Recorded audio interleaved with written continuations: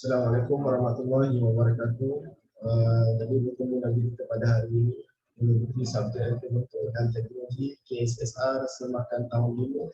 Sehingga pembelajaran kita pada hari ini 6.3.4 iaitu menjana idea dalam bentuk sudokod atau carta alir berdasarkan situasi yang diberikan.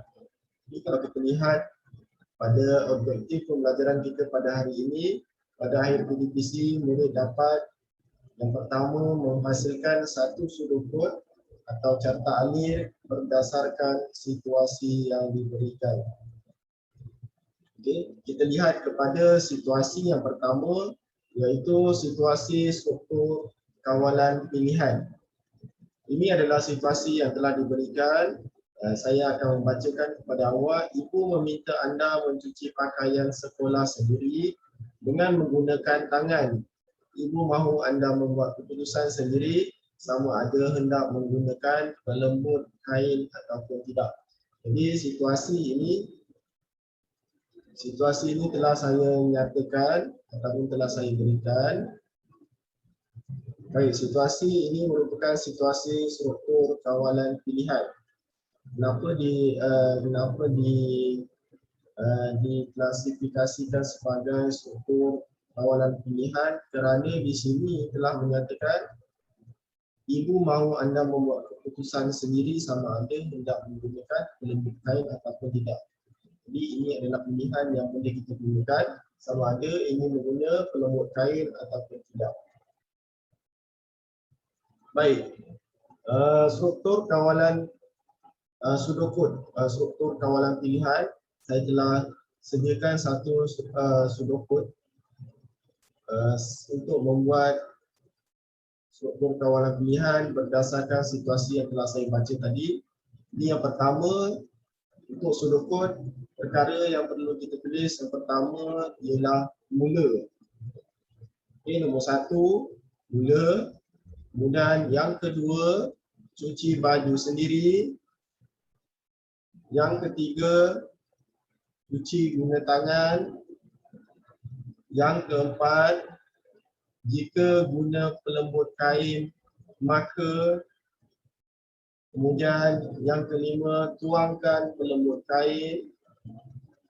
Seterusnya yang keenam, tamat jika, dan akhir sekali, nombor 7 adalah tamat. Ini adalah cara untuk penulisan sudokod. Kita perlu memastikan sudokod yang ditulis mengikut situasi yang telah diberikan tadi. Kita tidak perlu menggunakan ayat yang terlalu panjang, sekadar memasukkan perkara-perkara yang penting sahaja untuk penulisan sudokod. Untuk penulisan sudokod, yang pertama sekali yang perlu kita ambil perhatian, iaitu yang pertama sekali kita mesti mempunyai perkataan mula. Okay. Ini adalah kriteria yang penting untuk penulisan sudokod. Kemudian yang kedua, mesti diakhiri dengan tamat. Okay. Mesti diakhiri dengan tamat untuk sudokod kita. Kemudian yang ketiga, setiap permulaan ayat dimulai dengan kata kerja. Jadi ini adalah contoh penulisan sudokod berdasarkan struktur kawalan pilihan dan juga berdasarkan situasi yang telah saya bacakan tadi. Baik, selesai sudokod untuk struktur kawalan pilihan, langkah yang seterusnya yang perlu kita buat iaitu carta alir sudokod kawalan pilihan. Kita masukkan semula sudokod yang telah kita siapkan tadi dalam bentuk carta ataupun grafik. Jadi pertama sekali kita masukkan mula, kemudian kita perlu mempunyai anak panah. Yang kedua cuci baju sendiri. Kemudian seterusnya cuci guna tangan. Kita masukkan semula sudokod yang telah kita siapkan tadi dalam bentuk carta alir, iaitu mesti mempunyai geometri ataupun lambang-lambang tertentu. Okey, jadi di sini adalah pilihan yang perlu kita buat, iaitu guna pelembut kain.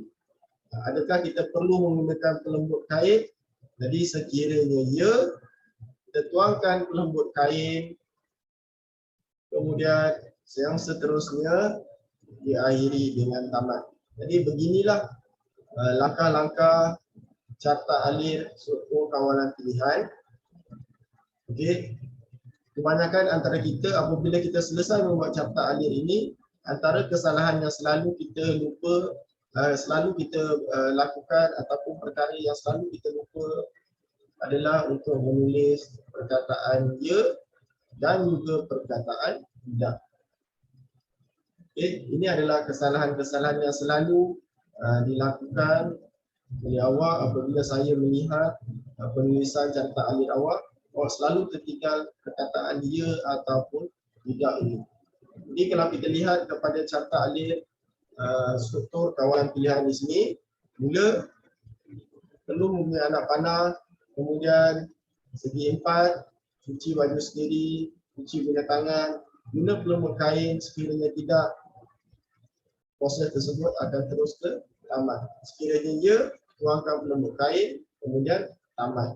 Beginilah proses untuk penulisan carta alir untuk struktur kawalan pilihan. Untuk yang seterusnya, situasi yang kedua iaitu situasi struktur kawalan ulangan.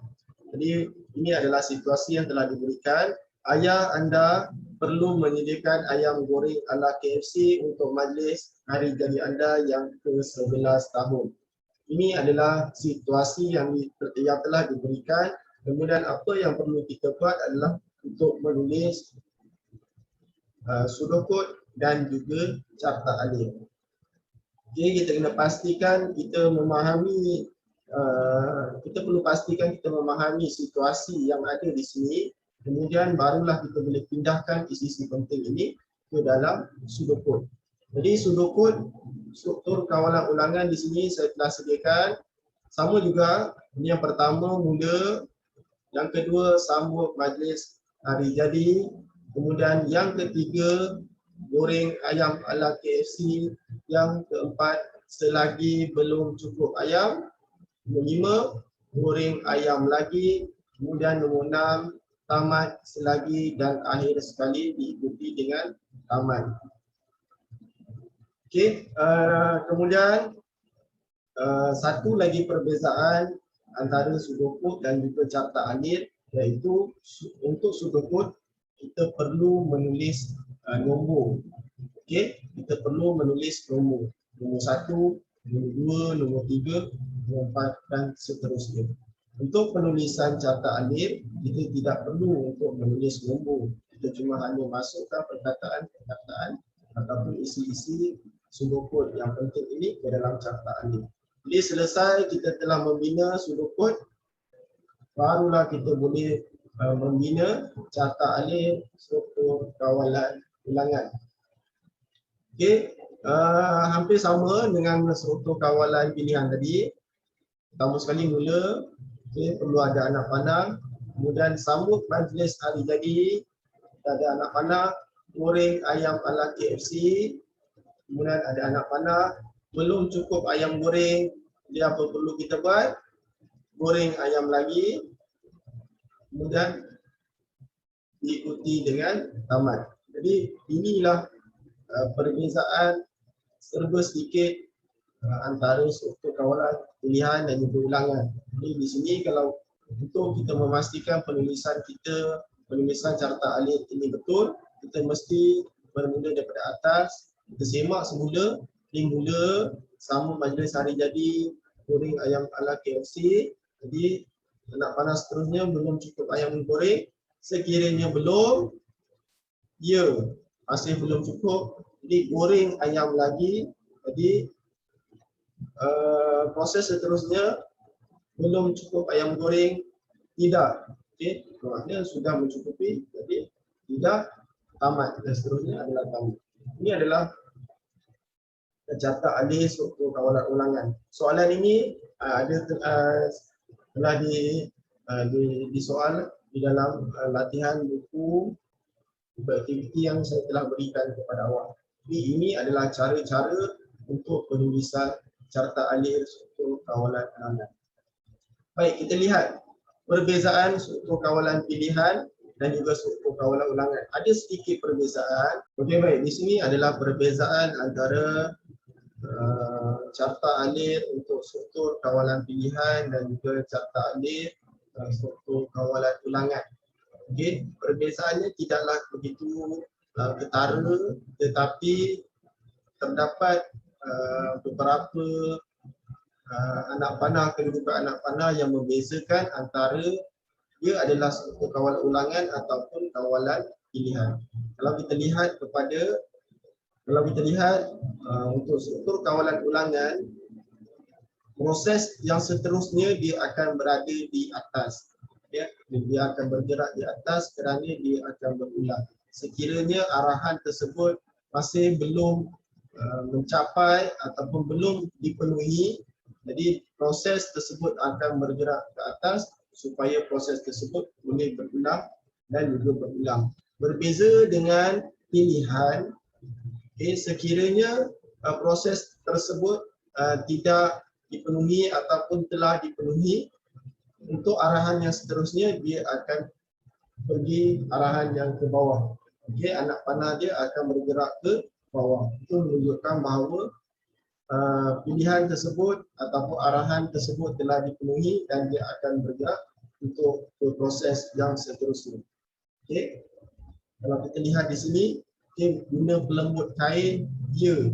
Okey, kemudian proses yang seterusnya dia akan bergerak ke bawah untuk bergerak proses yang seterusnya dan juga arahan tersebut telah dipenuhi. Sekiranya struktur kawalan ulangan, sekiranya arahan tersebut masih belum dipenuhi, jadi dia akan bergerak ke atas untuk memenuhi ataupun melengkapkan proses tersebut. Okey, ini adalah perbezaan antara struktur kawalan ulangan dan juga struktur kawalan pilihan. Jadi apa yang telah awak belajar pada hari ini, yang pertama, awak telah memahami cara untuk penulisan sudut dan juga carta alir berdasarkan situasi yang telah diberikan. Jadi saya harap sekiranya soalan telah diberikan dan juga telah diberikan situasi, jadi awak faham proses untuk membuat penulisan sudut dan juga proses untuk penulisan carta alir. Jadi sekian sahaja perjumpaan kita pada hari ini. Kita sambung untuk perjumpaan yang seterusnya. Berjumpa lagi. Assalamualaikum warahmatullahi wabarakatuh dan salam sejahtera.